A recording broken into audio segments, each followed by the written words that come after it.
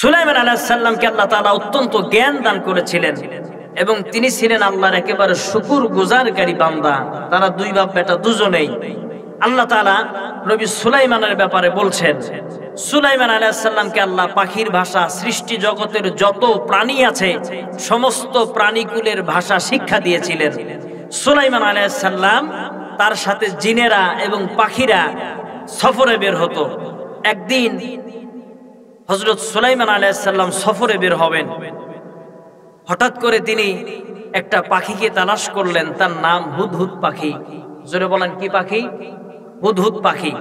এবার মনোযোগ, গভীর মনোযোগ, এদিক ওদিক করবেন না, খুব মনোযোগ দিয়ে শুনবেন। ইলম ওয়ালা আমল যিনি জ্ঞানী তার পাওয়ার কেমন, খুব মনোযোগ। মনোযোগ আছে এদিকে, খুব মনোযোগ দেন।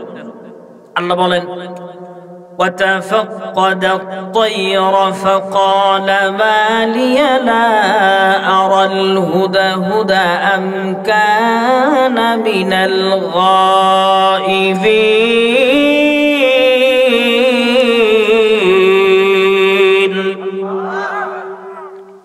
সুলাইমান আলাইহিস সালাম তার পরিষদ বর্গদের ভিতরে একদিন প্রবেশ করলেন।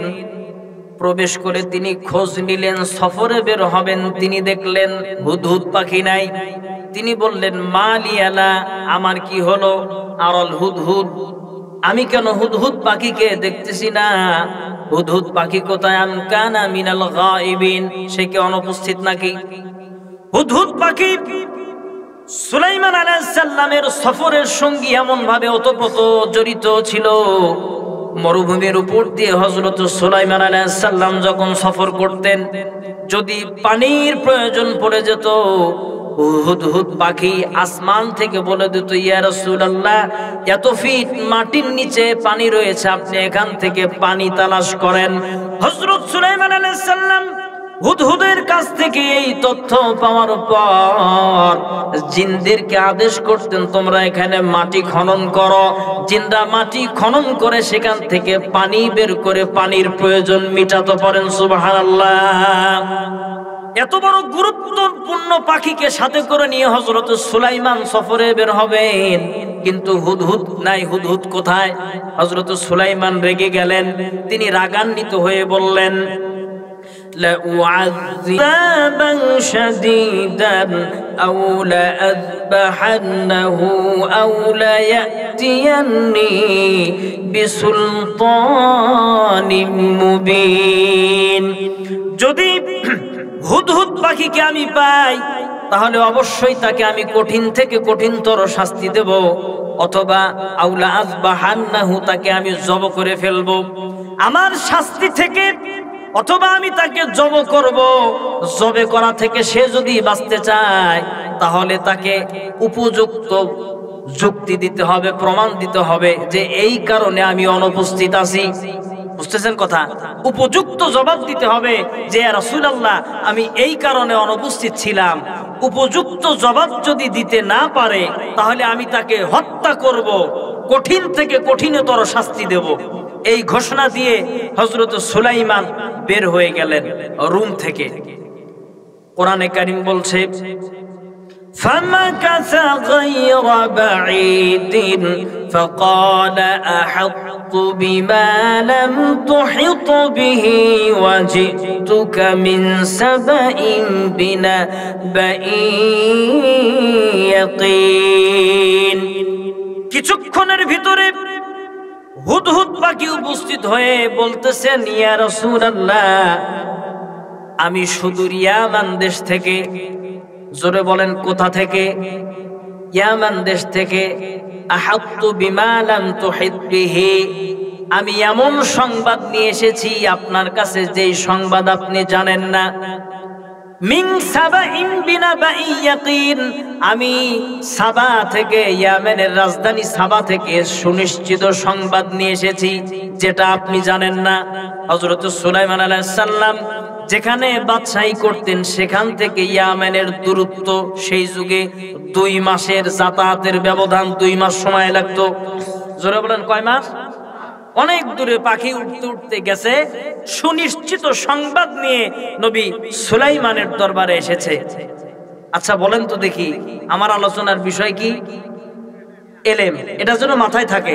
ওয়াজ যাই করি ঘুরে ফিরে কিন্তু ওখানে যা জোড়াই লাগবে। কথা কি বুঝতেছেন আমার? এবার লক্ষ্য করেন, সুলাইমান আলাইহিস সালাম বলতেছেন, কি সংবাদ নিয়ে এসেছো বলো। হুদহুদ পাখি বলতেছে, আমি ইয়ামানের রাজধানী সাবা রাজ্য থেকে 5টি সংবাদ নিয়ে এসেছি। জোরে বলেন কয়টা? প্রথম নম্বরে আল্লাহ বলেন, ইন্নী ওয়াজাদতু ইমরাআতান তামলিকুহুম ওয়া উতিয়াত মিন কুল্লি শাইইন ওয়া লাহা আরশুন আযীম।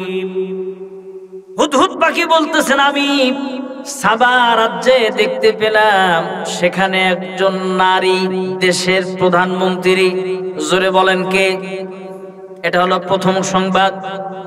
2 নম্বর, দেশ পরিচালনার জন্য যা যা উপকরণ দরকার সমস্ত উপকরণ সেই নারীকে দেওয়া হয়েছে।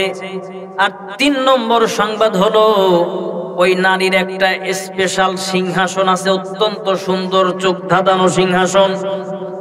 4 নম্বর সংবাদ হলো, ওয়াজাদতুহা ওয়া কওমাহা ইয়াসজুদুনা লিশ-শামসি মিন দুনিল্লাহ। 4 নম্বর সংবাদ হলো, সেই দেশের নারী এবং দেশের জনগণ আল্লাহকে বাদ দিয়া মিন দুনিল্লাহ, আল্লাহকে বাদ দিয়া সূর্যের সেজদা করে। জোরে বলেন কার সেজদা করে? কে বলতেছে এই কথা? পাখি। একটা পাখি জানে যে সেজদা পাওয়ার একমাত্র মালিক কে? যে আল্লাহকে বাদ দিয়ে তারা সূর্যের সেজদা করে। অথচ আমাদের দেশের মানুষ মাজারে সেজদা দেয়। দেখেন নাই? এই কোরআন আমার সামনে, আমার সচক্ষে দেখা। এই যে আমাদের শাহজাদপুরে যে মাজার আছে, 2-3 জন মহিলাকে আমি নিজে সেজদা করা দেখেছি। একটা পাখি জানে যে সেজদার একমাত্র মালিক কে? আল্লাহ। আমার এই মাথার দাম, আমার এই সেজদার দাম অত্যন্ত বেশি, অনেক দামি। এই সেজদা যখন বান্দা দেয়, আল্লাহ বলেন ওয়াসজুদ ওয়াক্তারিব, যখন সেজদা দেয় বান্দা আমাকে, আমি সৃষ্টি জগতের রব, আর আমার এই ক্ষুদ্র বান্দার মাঝে কোনো পর্দা থাকে না। পড়েন সুবহানাল্লাহ। এর নাম সেজদা। এই সেজদা মানুষ আল্লাহকে বাদ দিয়ে গরু ছাগলকে দেয়। কাকে দেয়? গরু ছাগলকে দেয়। মনে রাখবেন, মাথা নিচু করা এবং সেজদা দেওয়া একমাত্র কাকে দেব? আল্লাহকে। কথা ক্লিয়ার? এই মাথা, এই মস্তক অবনত শুধুমাত্র আমার মহান রবের কদম ছাড়া পৃথিবীর কোন রাজা বাদশার দরবারে, কোন মাঝারে, কোন পীরের দরবারে আমাদের এই মাথা নত হবে না, হবে না, হবে না। জোরে বলেন ইনশাআল্লাহ। সম্মানিত উপস্থিতি, পাখি সে জানে যে সেজদা পাওয়ার একমাত্র মালিক আমার আল্লাহ। কারণ এই সৃষ্টি জগতের সবকিছু, চন্দ্র বলেন, সূর্য বলেন, সব গোলামি করে কার? জোরে বলেন। চাঁদ সূরজ আর গ্রহ তারা তোমারই হুকুম মানে তারা। চাঁদ সূরজ আর গ্রহ তারা তোমারই হুকুম মানে তারা। সবই তো চলছে তোমারই হুকুমে, তরুলতা পাহাড় নদী। তুমি রহমান, তুমি মেহেরবান, প্রশংসা শুধু তোমারই। তুমি রহমান, তুমি মেহেরবান, প্রশংসা শুধু তোমারই। 4টা সংবাদ দিল। 5 নম্বর সংবাদ হলো, ওয়াযায়্যানা লাহুমুশ শাইতানু আ'মালাহুম, তাদের এই সকল শিরকি কার্যকলাপগুলি অত্যন্ত সুন্দরভাবে শয়তান তাদের সামনে উপস্থাপন করে রেখেছে যে এই কাজগুলো খুবই সুন্দর, যার কারণে ফাহুম লা ইয়াহতাদুন, তারা হেদায়েত পাচ্ছে না। তাহলে প্রথম সংবাদ হলো, আমি ইয়ামান দেশ থেকে দেখে এসেছি সেখানের প্রধানমন্ত্রী একজন নারী। জোরে বলেন কে? 2 নম্বর, দেশ পরিচালনার জন্য যা যা দরকার, সেনাবাহিনী, পুলিশ, আর্মি, বিডিআর যা দরকার সব তাকে দেওয়া হয়েছে। 3 নম্বর, সেই নারীর একটা স্পেশাল সুন্দর সিংহাসন আছে, যে সিংহাসন অত্যন্ত লোভনীয়, খুব আকর্ষণীয়। 4 নম্বর, সেই দেশের নারী প্রধানমন্ত্রী এবং দেশের জনগণ সবাই সেজদা করে সূর্যকে। 5 নম্বর, তাদের এই শিরকি কার্যকলাপগুলি শয়তান খুব সুন্দর করে তাদের সামনে উপস্থাপন করেছে, যাতে করে তারা হেদায়েতের পথ না পায়। এই 5টা খবর নিয়ে এসে হুদহুদ পাখি হযরত সুলাইমান আলাইহিস সালামকে বললেন। জোরে বলেন, কার কাছে বললেন? সুলাইমান আলাইহিস সালামের কাছে। এবার সুলাইমান নবী কি বলে শুনেন। قال سننظر أصدقت أم كنت من الكاذبين।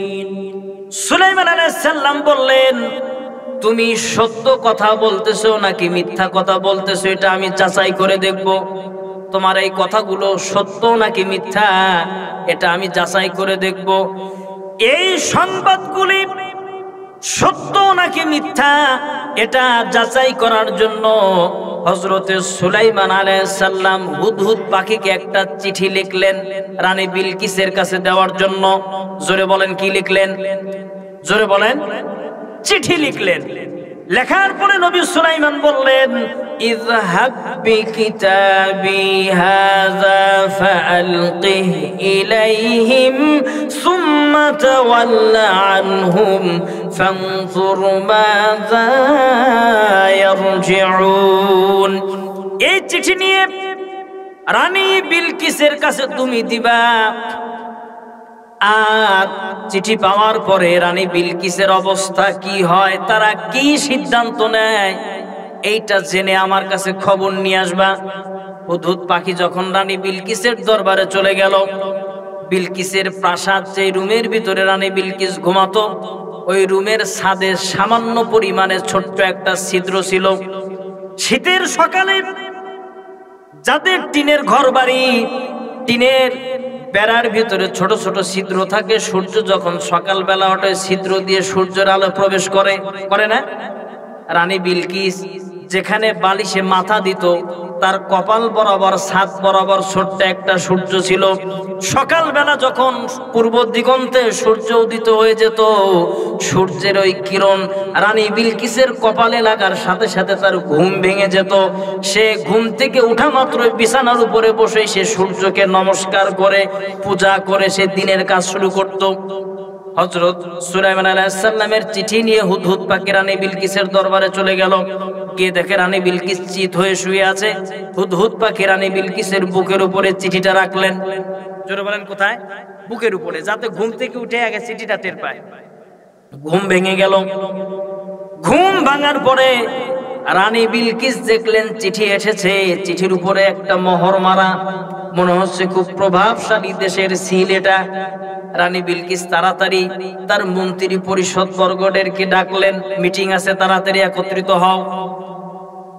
সকলকে একত্রিত করার পর রানী বিলকিস বলতেছে, قالت يا أيها الملأ إني ألقي إلي كتاب كريم।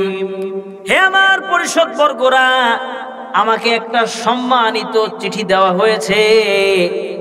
ইন্নাহু মিন সুলাইমান ওয়া ইন্নাহু বিসমিল্লাহির রহমানির রহিম। এই চিঠি সুলাইমানের পক্ষ থেকে আমাকে দেওয়া হয়েছে, আর এই বিসমিল্লাহির রহমানির রহিম বলে। অতএব এই চিঠির ব্যাপারে তোমরা আমাকে ফতোয়া দাও, কি করব? কি করব? চিঠি আসছে, কি করা যায়? উপস্থিত জনতা বলল, চিঠিতে কি লেখা আছে একটু আমাদের শোনান। আল্লাহ বলেন, আল্লা তা'লু আলাইয়া ওয়াতুনি মুসলিমিন। চিঠিতে লিখে দিয়েছে হযরত সুলাইমান, সাবা রাজ্যের রানী, আমার এই চিঠি পাওয়ার পরে অহংকার না করে, অহমিকা বসে আমার এই চিঠিকে হেলায় ফেলায় তুচ্ছ মনে করে ফেলে দিও না, বরং আমার চিঠি পাওয়া মাত্রই নতি শিরে নত স্বীকার করে আমার সাম্রাজ্যে তুমি উপস্থিত হয়ে যাও। বলেছে আমার চিঠি পাওয়া মাত্র মাথা নত করে আমার দরবারে হাজির হয়ে যাও। তখন রানী বিলকিস বলতেছে, আইয়ুহাল মালাউ আফতুনি ফি আমরি, আফতুনি ফতোয়া। আমরা কোন হুজুর একটা ফতোয়া দেন, সেই শব্দ ইয়া আইয়ুহাল মালাউ, হে আমার পরিষদ বর্গ, আফতুনি আমাকে ফতোয়া দাও, ফি আমরি এই চিঠির ব্যাপারে। মা কুনতু কাতিআতান আমরান হাত্তা তাশহাদুন, আমি তো যে কোনো সিদ্ধান্ত তোমাদের উপস্থিতিতেই নেই, অর্থাৎ ফতোয়া দাও। ফতোয়া মানে কি বুঝেছেন কথা? তার মানে ফতোয়া সবাই দেয়, খালি হুজুররা দেয় নাকি? সবাই দেয়। কিন্তু ইসলামী শরীয়তের পরিভাষায় কোরআন হাদিসের জটিল এবং কঠিন মাসালার সমাধান কল্পে যেই রায় আসে সেটা হলো ফতোয়া। কিন্তু শাব্দিক অর্থে প্রত্যেকটা মানুষের স্বাধীন বক্তব্য, রায়, মতামতটাই কি ফতোয়া, যে তোমরা রায় দাও, ফতোয়া দাও।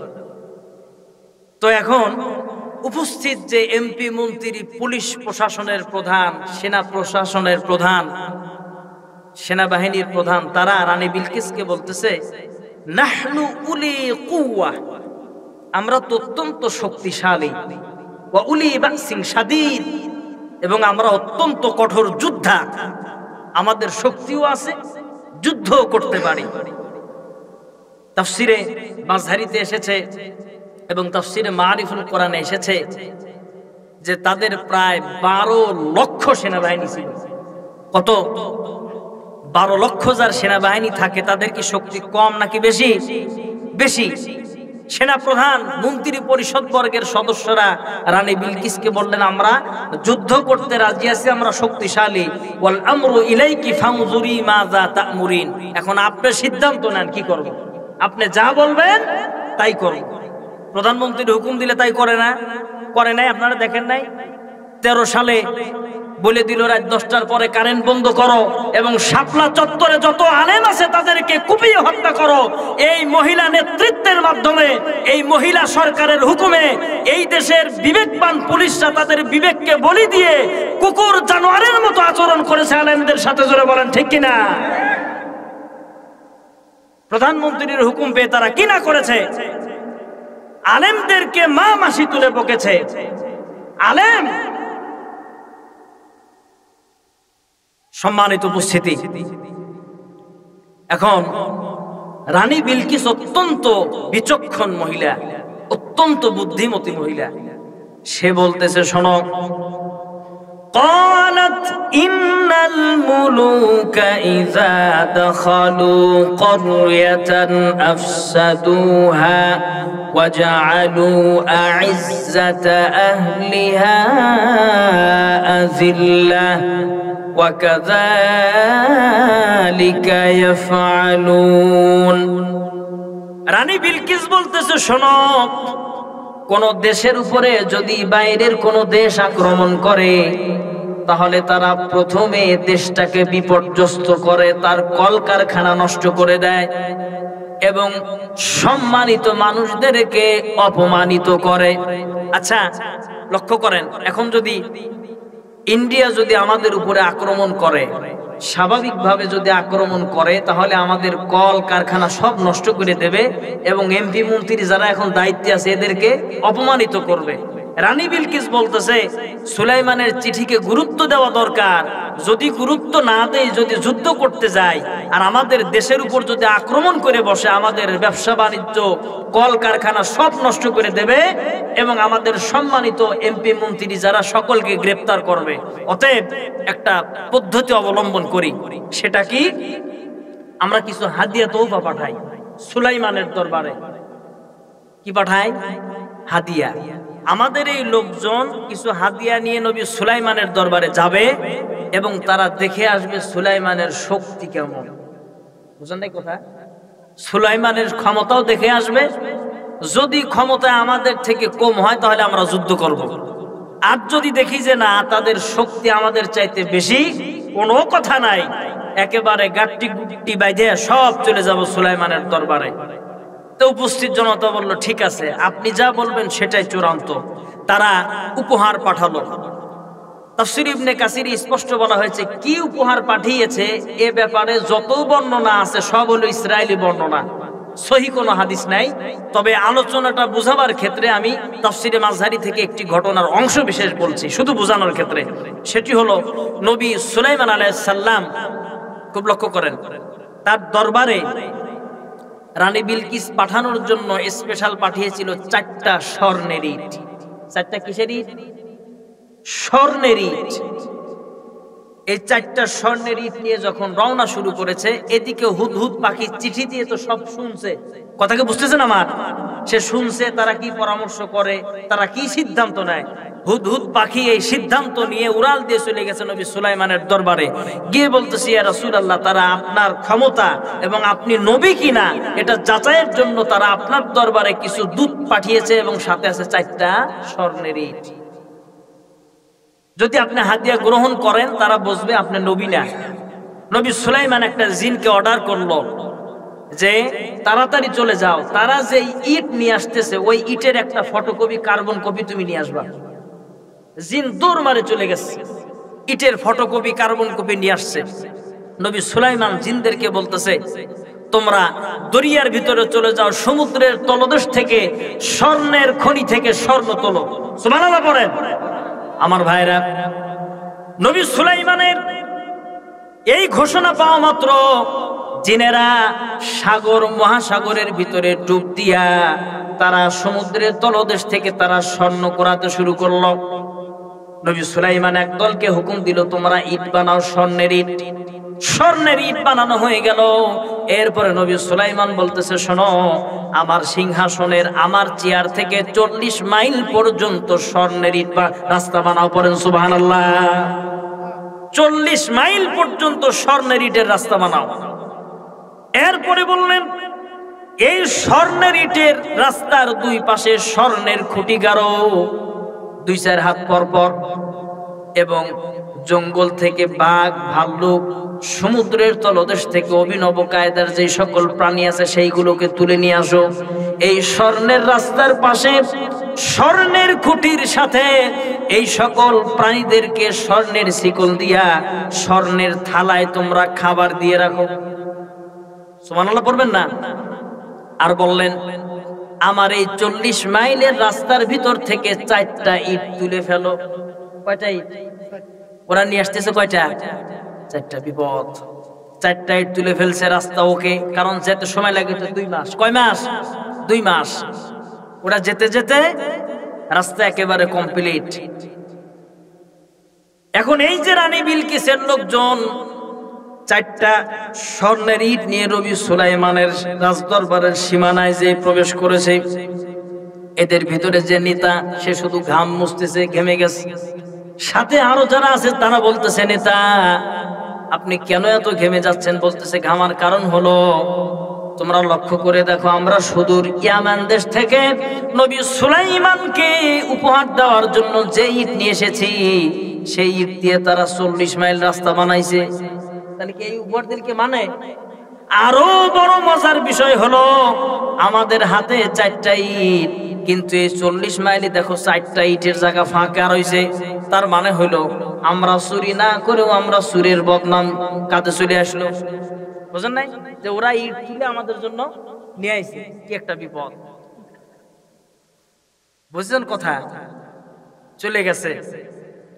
আল্লাহ রাব্বুল আলামিন বলেন, فَلَمَّا جَاءَ سُلَيْمَانَ قَالَ أَتُمِدُّونَنِي بِمَالٍ। দূতেরা যখন নবী সুলাইমানের দরবারে পৌঁছে গেল, সুলাইমান আলাইহিস সালাম বললেন, ফামা আতানি আল্লাহু খায়রুম মিম্মা আতাকুম। তোমরা কি আমাকে উপহার দিতে চাও নাকি? আল্লাহ আমাকে যা দিয়েছেন সেটাই উত্তম। সুবহানাল্লাহ পড়েন। অতএব তোমাদের উপহার দরকার নাই, তোমরা ফিরে যাও। ইরজি, তোমরা ফিরে যাও ইলাইহিম, তাদের কাছে। ফালানাতিয়ান্নাহুম বিজুনুদিল্লা কিবালা লাহুম বিহা ওয়া লানুখরিজান্নাহুম মিনহা আদিল্লাতা ওয়া হুম সাগিরুন। নবী সুলাইমান বললেন, আমি তাদের বিরুদ্ধে এমন এক বাহিনী নিয়ে আসব যাদের মোকাবেলা করার শক্তি তোমার দেশের প্রধানমন্ত্রীর নাই, তোমার দেশের কারো নাই। আমি তাদেরকে অপমানিত করব, লাঞ্ছিত করব। এই ঘোষণা যখন দিলেন, রানী বিলকিসের দূতেরা তাড়াতাড়ি রানী বিলকিসের বাড়ির দিকে রওনা শুরু করে দিছে। ওয়াজ বুঝতেছেন আপনারা? রওনা দিছে, খুব লক্ষ্য করেন। তারা হাঁটতে হাঁটতে চলে আসছে রানী বিলকিসের কাছে। রানী বিলকিস বলে, খবর কি? বলতেছে, খবর যা দেখলাম, আমরা তো দিছি 4টা ইট উপহার স্বরূপ, সোনার 4টা ইট। দেখি সুলাইমানের সাম্রাজ্য এতটাই জাঁকজমকপূর্ণ যে তার 40 মাইল রাস্তাই স্বর্ণের ইটের। সুবহানাল্লাহ পড়েন। রানী বিলকিস বুঝতে আর বাকি নাই যে যার 40 মাইল রাস্তা হয় সোনার ইটের, সে আমার চাইতে যে বেশি ক্ষমতাবান, এটা বুঝতে তো আর ডাক্তার হওয়ার দরকার আছে। তিনি নবী সুলাইমানের কাছে চিঠি পাঠালেন যে আপনি বেয়াদবি ক্ষমা করবেন, আমি আমার সাঙ্গ পাঙ্গ নিয়ে আপনার দরবারে হাজির হচ্ছি। খুব লক্ষ্য করেন আমার ভাইয়েরা। এবার বাহিনীরা সাবা রাজ্য থেকে নবী সুলাইমানের দরবারের দিকে রওনা শুরু হয়ে গেল, রওনা শুরু করে দিল।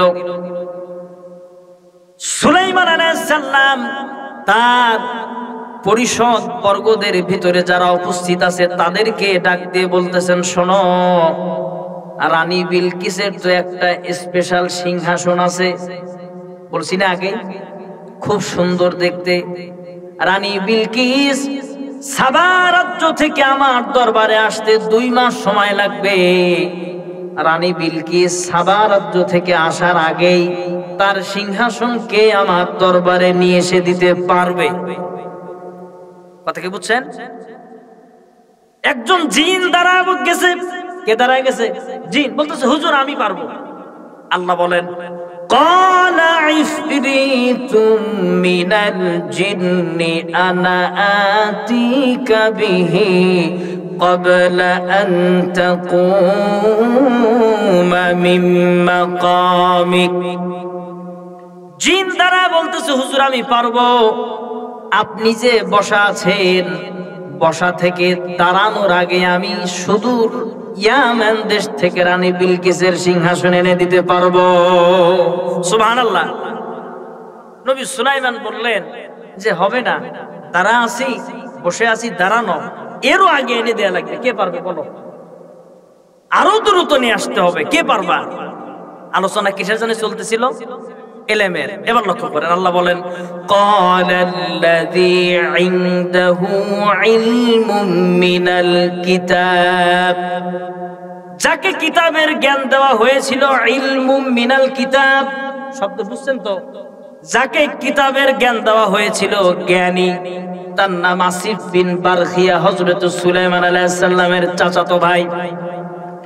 তিনি বলতেছেন, ইয়া রাসূলুল্লাহ আনা আতিকা বিহি ক্বাবলা আন ইয়ারতাদ্দা ইলাইকা তারফুক। নবী হে, আপনি যদি আমাকে অনুমতি দেন তাহলে সুদূর ইয়ামান দেশ থেকে রানী বিলকিসের সিংহাসন আপনার চোখের পলক ফেলার আগে আমি নিয়ে এসে দিতে পারবো।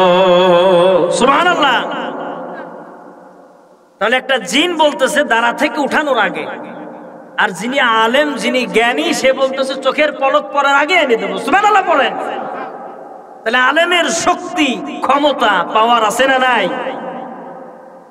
মুফাসসিরিন ইকরাম লিখেছেন, এই আসিফ বিন বারখিয়া তিনি ইসমে আজম জানতেন, যেটা পরে দোয়া করলে আল্লাহ সাথে সাথে কবুল করে।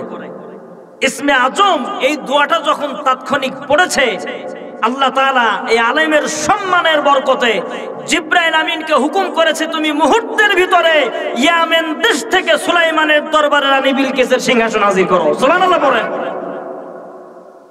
এই যে ইসমে আজমটা যে পড়লো, এটা জ্ঞান না? জ্ঞান। এই জন্য যিনি জ্ঞানী হবেন তিনি অত্যন্ত শক্তিশালী হবেন। যারা যে সকল পুলিশ রিমান্ডে নেয়, একজন আলেমের নাম নিতে চাচ্ছি না যেহেতু বক্তব্যটা মিডিয়ায় যাবে, তিনি বলেছেন যে আমাকে তো রিমান্ডে নেবেন, নেন, সমস্যা নাই, তবে রিমান্ড থেকে ফেরার পরে আমি আপনার বিরুদ্ধে মামলা দেব আল্লাহর কাছে। কার কাছে? সকালবেলা আপনি ঘুম থেকে উঠতে পারবেন কিনা সন্দেহ। হুজুর মাফ করে দেন হুজুর, কিচ্ছু করার না, আমার চাকরি। এখনো পর্যন্ত আলেমদের দোয়া এই সরকারের গোলাম পুলিশেরাও ভয় খাইছে, খায় নাই? খাইছে। তো পাবনার ঘটনা, একজন সম্মানিত ভাই বিনা অপরাধে জেলখানায়, পুলিশ সুপারের ছেলে রাজশাহীতে গাড়িতে অ্যাক্সিডেন্ট হয়েছে। কোথায়? আইসি ওর কাছে মাফ চাইছে, হুজুর আমাকে মাফ করে দেন। কেন মাফ চাইলেন? কেন? বলতেছে আমার ছেলে অ্যাক্সিডেন্ট হয়েছে। তো অ্যাক্সিডেন্টের সাথে আমার সাথে মাপ চাওয়ার কারণ কি? বলতেছে আপনাকে যে রিমান্ডে নিছিলাম আমি, আমার মনে হয় সেই পাপের কারণে আল্লাহ তাআলা আমার ছেলেকে এই পাকারে ফেলাইছে। অতএব যারা জ্ঞানী, যাদের সম্পর্ক আল্লাহর সাথে, এদেরকে দেখে এখনো দুনিয়ার মানুষ ভয় পায়। জোরে বলেন ঠিক কিনা?